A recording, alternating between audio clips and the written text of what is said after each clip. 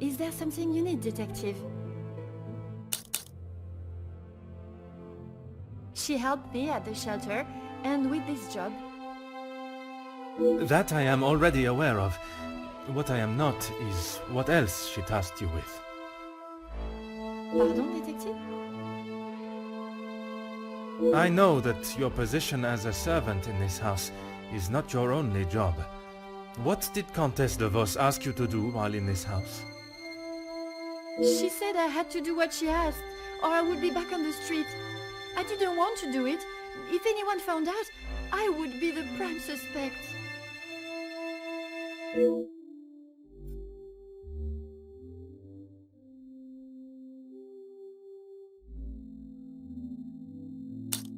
Merci, mademoiselle.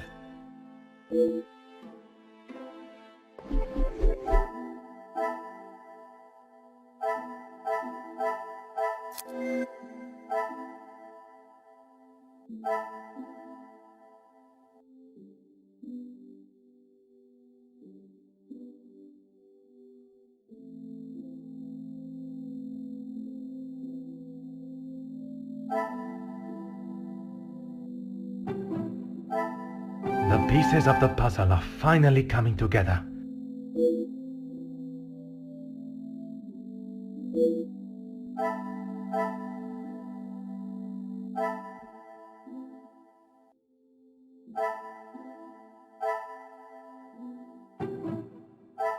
Is there something I am not seeing? This will not get me any closer to my goal.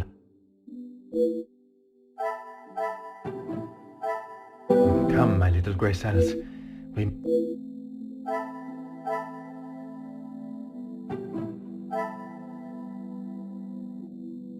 What a revelation!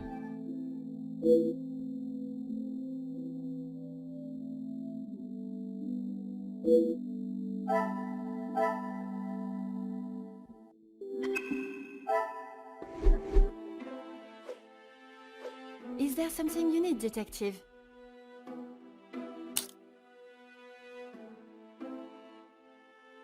Nothing.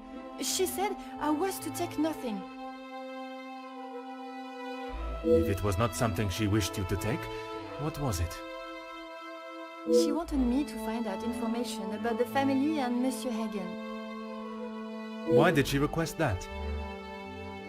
At first I didn't know, but when I heard about Mademoiselle Angeline being blackmailed, and then the Major, I knew she had used what I found.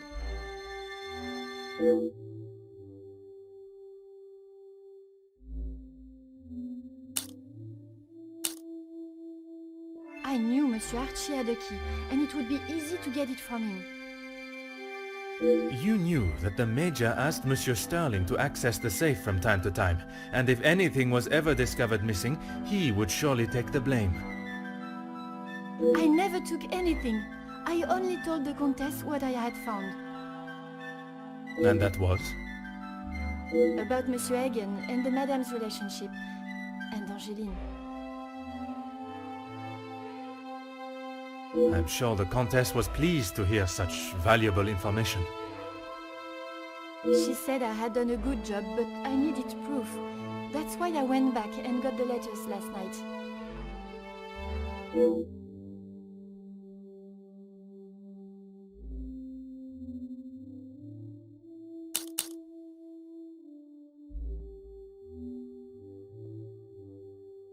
I fetched the letters again and took them to the Countess last night. But she shouted at me and said what a stupid girl I was. You were only doing as she requested. She said it was too dangerous for her to have them with you around. That's when I returned them to the study. I thought I heard someone on the stairs, so I just threw them back. It was dark as I dared not turn the light on. Someone would have seen it.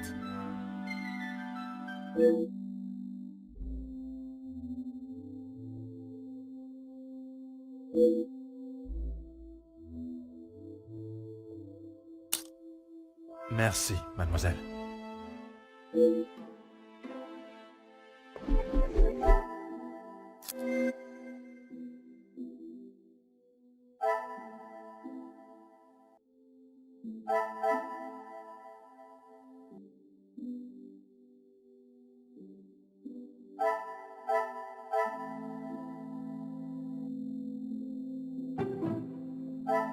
I must act on thought and fact.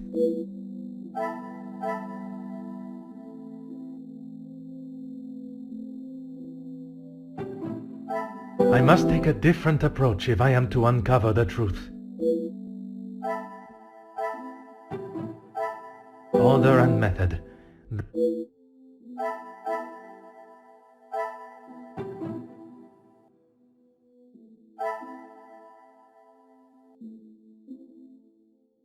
Some would say a lucky guess. I would say a moment of genius.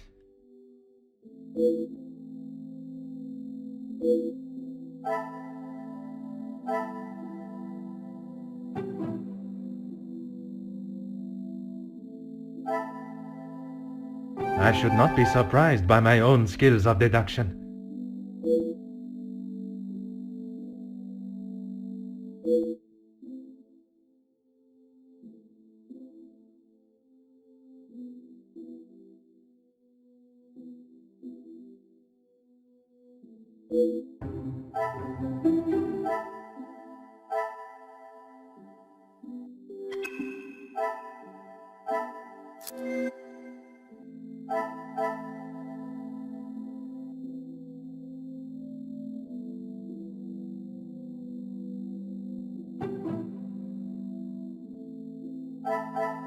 Another success.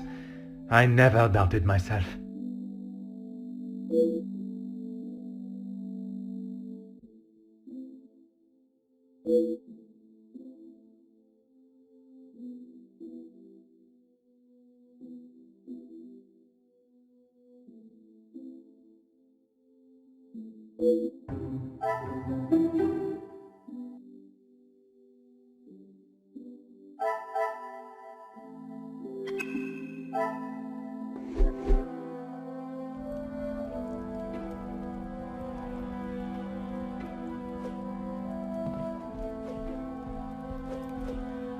Mademoiselle, merci for coming. Have you had a breakthrough, detective? I have. Finally, I have the news you have awaited. Please, detective, don't hold me in suspense. Oh my! I feel faint at the thought of knowing who could have done this to us. It is said to keep your friends close, but your enemies closer.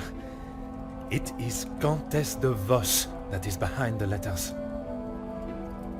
I don't believe it! What about the Major's letter? Not only his, but a letter to Monsieur da Silva. She was blackmailing him as well? Detective, I just don't know what to say. Take a moment, mademoiselle.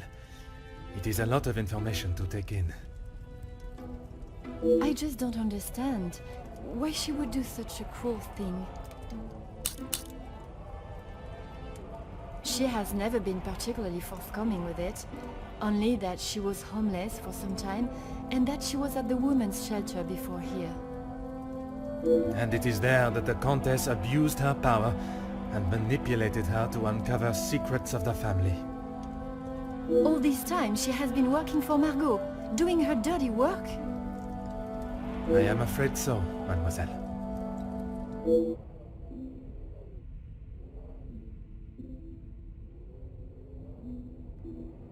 Is Maman aware? You are the first I have told, mademoiselle. Next will be the authorities. I'm afraid that we'll have to wait.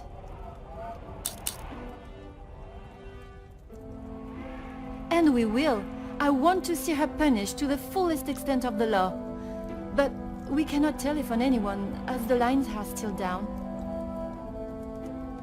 Monsieur Archibald informed me earlier. I had hoped they would be working again. Last night's snow must have caused more damage than expected. Last night? They have been done all weekend, Detective. Detective? Are you okay?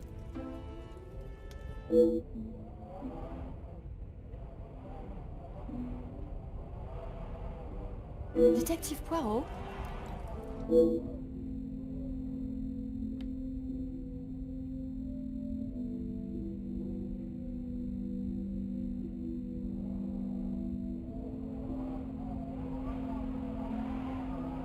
Would you like me to fetch you a glass of water, Detective?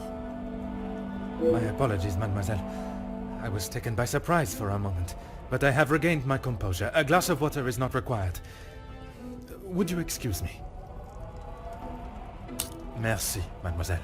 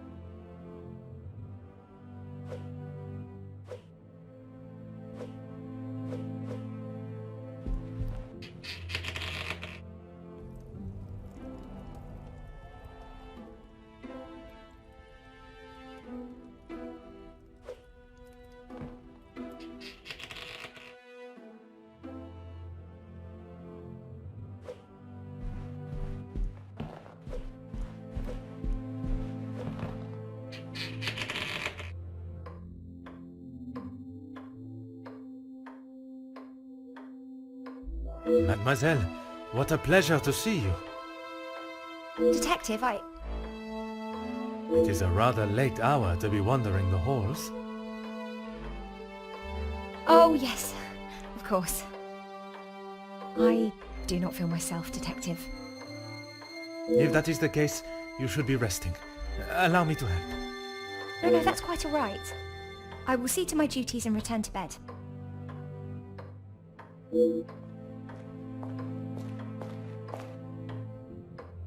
Lizzie, excuse me, Elizabeth. Lady Van den Bosch has been waiting for some time now. Oh, yes, sorry. Detective Poirot was just... I'll see to the detective. You just head on up. Off you go. Good night, detective. Bonne nuit, mademoiselle.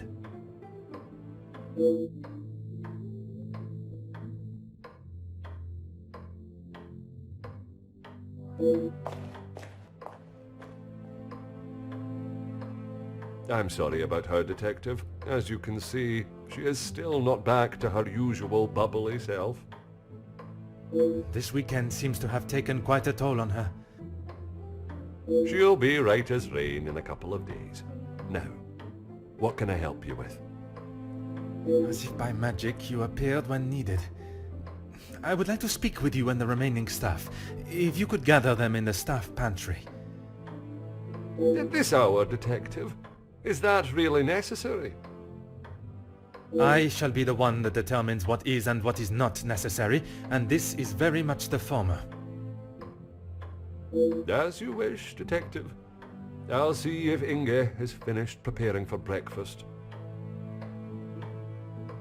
And Mademoiselle Rihanna? Yes, of course. I'll fetch her from the kitchen. Elizabeth may be some time with the lady of the house. Perhaps you'd like to start with us? Very well. I shall speak with Mademoiselle Elizabeth when her duties are complete. While I am gathering the staff, Mr. Beckers is in the library. If you wish to join him, I could bring you both a nightcap. I wish to keep a clear head, but there is something I wish to discuss with Monsieur Beckers.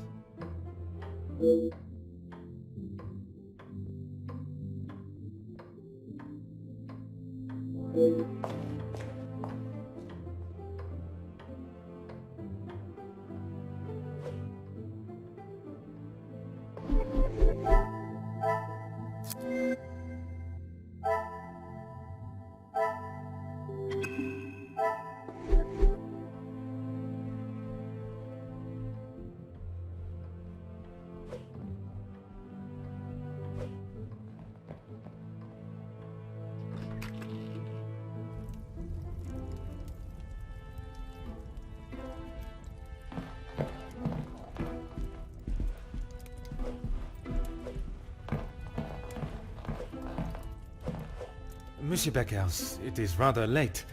The other guests have already retired to their rooms. I didn't even see the time. It's easy to lose oneself in a library this impressive. That is something we can agree on, monsieur. I suppose I should be heading. Un moment, monsieur. There are some matters that we must discuss. Oh, what is it, detective?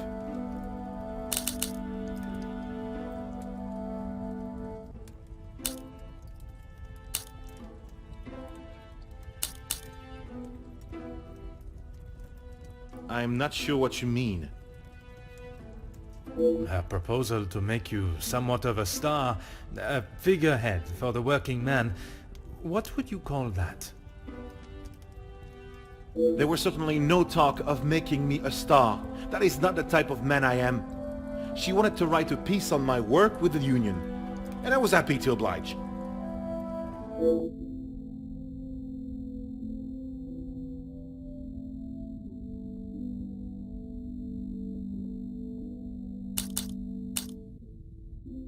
My speech?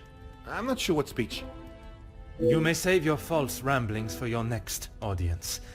I am aware you spoke with the Major yesterday. Whoever told you that has it wrong, detective. Please, monsieur. The truth. Okay, fine. Yes, the Major and I spoke, but it was not for long.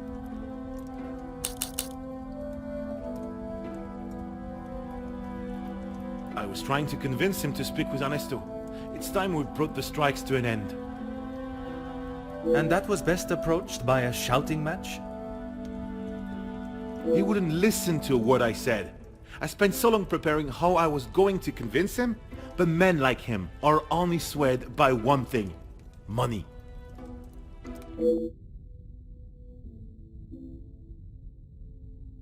It is said that money is the root of all evil, but it can also be a rather powerful bargaining chip. Well, he was bargaining with people's lives. If he had acted sooner, none of those men, my men, would have to die.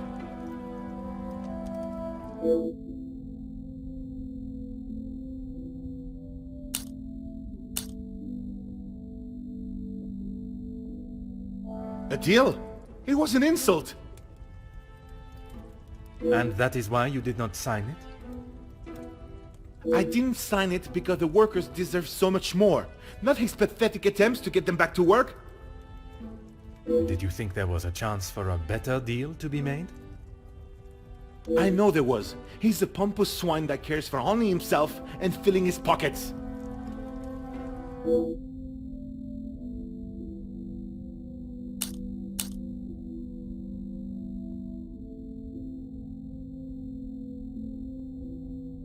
Mademoiselle Conrad can be quite convincing, can she not? She has certainly taken several wealthy business partners by surprise with her knowledge and prowess. She knows how to use her womanly powers to get what she wants. But she did not surprise or use you? Me? Use me? Don't be ridiculous, detective. There were no games played at my expense.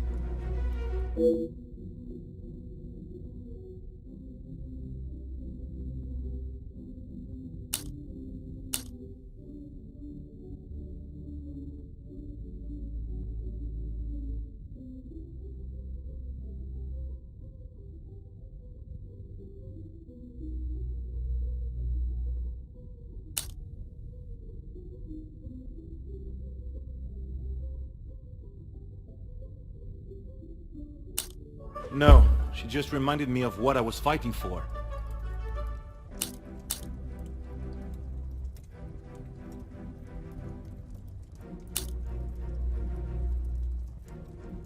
And I stand by that.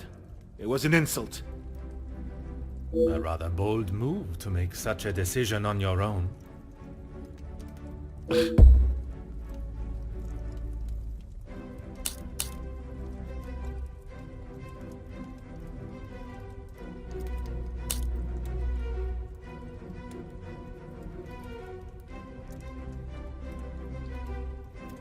I may not be perfect, but I've done everything I can.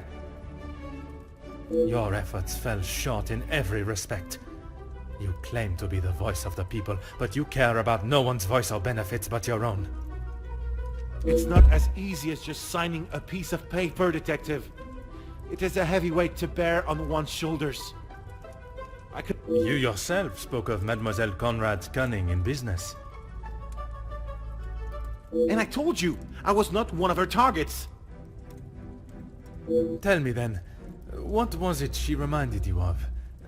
The acclaimed man of the people you would be known as if you pushed the factory owners for more? It wasn't like that at all. From where I am standing, it was she that was manipulating the terms of the deal, and you in the process. You were merely her pawn.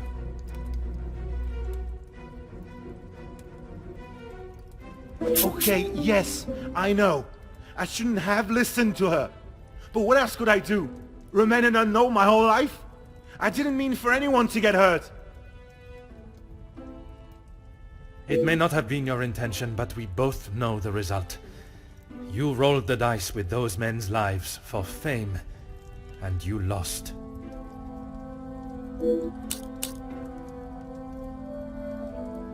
What does that have to do with anything?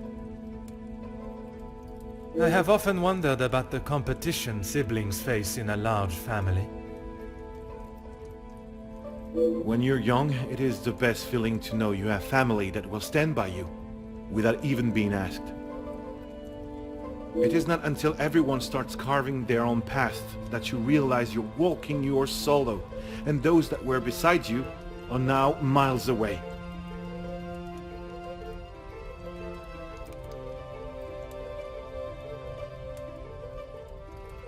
My older brothers were the athletes of the family.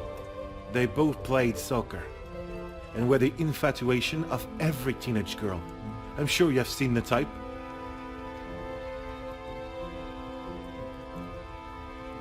Oui, monsieur. But I can assure you that was not I. Then there was me. Quiet, timid, a shadow of the Baker brothers. My voice and very presence was forgotten and ignored. Nothing I could say or do would ever reach the bar they had set. But I always knew I was destined for great things.